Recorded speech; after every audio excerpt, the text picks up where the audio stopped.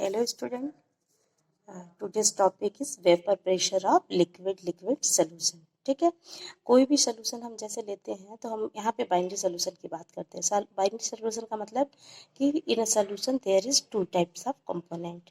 अब यहाँ पे दो कंपोनेंट है, दोनों क्या है, हमारे लिक्विड है, सॉलिड भी लिक्विड है और सॉल्वेंट भी लिक्विड है।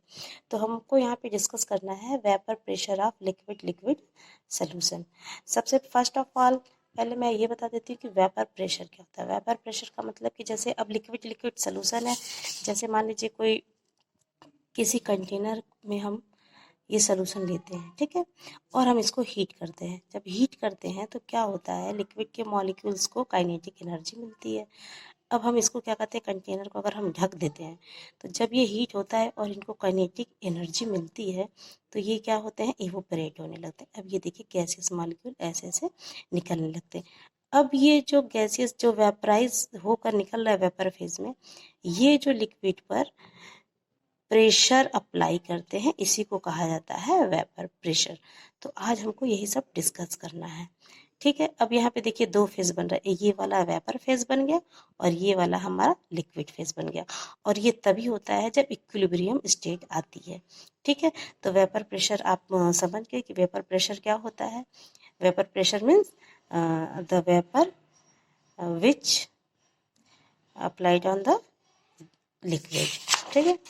अब let us consider a binary solution of two volatile liquid। हमको बाइनरी सोल्यूशन में कैसे लिक्विड लेने हैं, वॉलेटाइल लिक्विड लेने हैं। And denote the component 2 1 and 2। हम मान लेते हैं कि उसमें जो कंपोनेंट है, एक कंपोनेंट 1 है एंड दूसरा 2 है। फिर इसको एक क्लोज्ड वेसल में लेंगे, both the component would evaporate. जैसे मैंने बताया है वेपर फेज क्या होता है, तो उसी तरह क्या होता है कि अब ये कंपोनेंट जैसे हमने लिक्विड में लिया, जैसे मान लीजिए हम यहाँ पे कंटेनर में हम इसको लिए सोल्यूशन को, तो क्या होता है, इसमें दो कंपोनेंट है, एक 1 है और एक 2 है। अब इसको क्लोज्ड वेसल है, इसको हमने लिड से ढक दिया। अब फिर क्या करेंगे, इसको हम हीट करेंगे तो काइनेटिक एनर्जी इनको मिलेगी मॉलिक्यूल्स को, और ये क्या करेंगे, वेपराइज फॉर्म में स्टार्ट होने लगते हैं, ठीक है। अब इनके बीच एक इक्विलिब्रियम स्टेट आती है। जैसे मान लीजिए यहाँ तक हमारा लिक्विड का सोल्यूशन है, ठीक है। अब ये वेपराइज होकर ये गैसियस फॉर्म में, वेपर फॉर्म में चेंज होने लगे। तो ये देखिए यहाँ पे अभी ये लिक्विड फेज में है और ये हमारे गैसियस फेज में है। तो इन दोनों के बीच में जो स्टेट आ गई उसी को कहा जाता है इक्विलिब्रियम स्टेट, ठीक है, समझ में आया। अब यहाँ पे देखिए when taken in a closed vessel both the component would evaporate and eventually an equilibrium would be established between the vapour phase and liquid phase, जैसे मैंने बताया है। Let the total vapour as this stage be P total.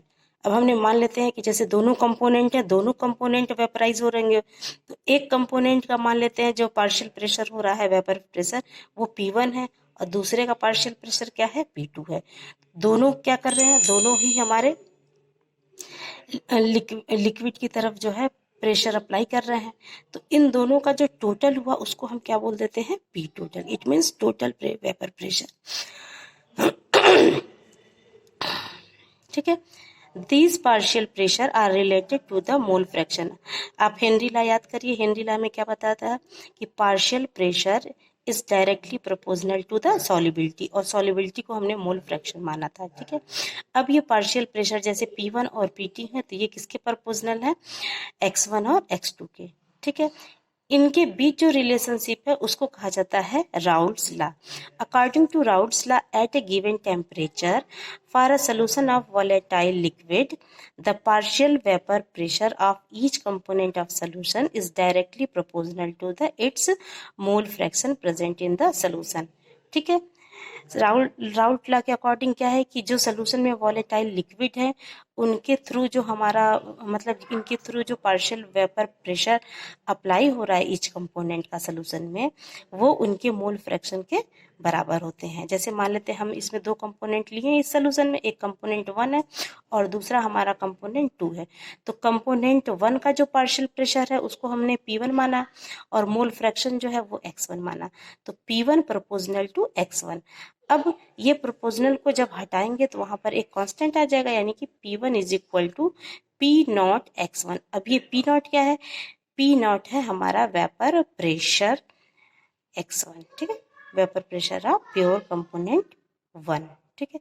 ये P1 हमारा क्या है, partial pressure है, x1 हमारा क्या है, मोल फ्रैक्शन है, और P01 क्या है, वेपर प्रेशर है कंपोनेंट 1 का। इसी तरह कंपोनेंट 2 के लिए P2 प्रोपोर्शनल x2, ये हमको पता ही है। फिर जब हम प्रोपोर्शनल की वैल्यू को चेंज करते हैं इक्वल में, तो हमारा एक वैल्यू और आ जाती है, P2 is equal to P0 to x2। अब यहाँ पे P2 हमारा क्या है, पार्शियल प्रेशर है, P02 क्या है, वेपर प्रेशर है कंपोनेंट 2 का, एंड x2 क्या है, मोल फ्रैक्शन है कंपोनेंट का। अब आप याद करिए डाल्टन्स लॉ क्या था, डाल्टन्स लॉ के according all the partial pressure is equal to the total pressure. It means according to the Dalton's law of partial pressure, the total pressure over the solution phase in the container will be the sum of partial pressure of the component of solution, ठीक है, is equal to P total is equal to P1 plus P2। अगर मान लीजिए यहाँ पे component एक और होता तो हम क्या लिखते, P1 plus P2 plus 3 as equal, ठीक है। तो यहाँ पे चूंकि मतलब दो ही कंपोनेंट है, बाइनरी सोल्यूशन के बारे में हम लोग पढ़ रहे हैं। कंपोनेंट 1 का जो हमारा पार्शियल प्रेशर है वो P1 है, कंपोनेंट 2 का जो पार्शियल प्रेशर है वो हमारा P2 है, ठीक है। तो इन दोनों का जो सम होता है वो हमारा क्या हो जाता है, टोटल प्रेशर के बराबर होता है। अब देखिए P total is equal to P1 plus P2। अब we know that P1 is equal to P01 x1, तो हम दोनों की वैल्यू यहाँ पे अप्लाई कर देते हैं, P01 x1 plus P02 x2। अब यहाँ पे क्या करना है हमको, we know that very well the sum of the mole fraction is equal to 1, it means x1 plus x2 is equal to 1। अब यहाँ पे अगर हम किसी एक की वैल्यू निकालते हैं, मान लेते हैं सपोज दैट हम x1 की वैल्यू निकाल रहे हैं, तो x1 इज इक्वल टू क्या हो गया, 1 माइनस x2। अब यहाँ पे जो x1 की वैल्यू हमने ली है, यहाँ पे हम x1 की जगह अप्लाई कर देते हैं, तो हमारी वैल्यू क्या आ गई, 1 माइनस x2 P01 प्लस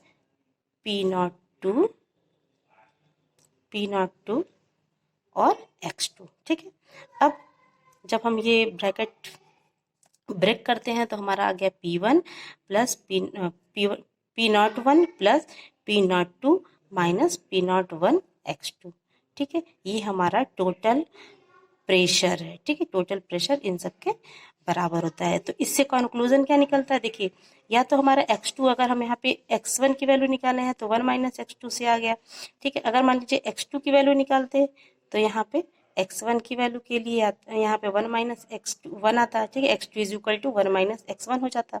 तो इस जो ये हमारा इक्वेशन निकला है, इससे कंक्लूजन निकल रहा है कि जो हमारा टोटल प्रेशर है वो किसी एक कंपोनेंट के मोल फ्रैक्शन के इक्वल होता है, ठीक है, उसी पर डिपेंड करता है। जैसे यहाँ पे देखिए कंक्लूजन में हमारा निकला, the total vapour pressure over the solution can be related to the mole fraction of any one component, ठीक है, अकॉर्डिंग टू द इक्वेशन के अकॉर्डिंग क्या है, किसी एक ही कंपोनेंट के मोल फ्रैक्शन पर ही डिपेंड करता है, ठीक है, रिलेटेड होता है।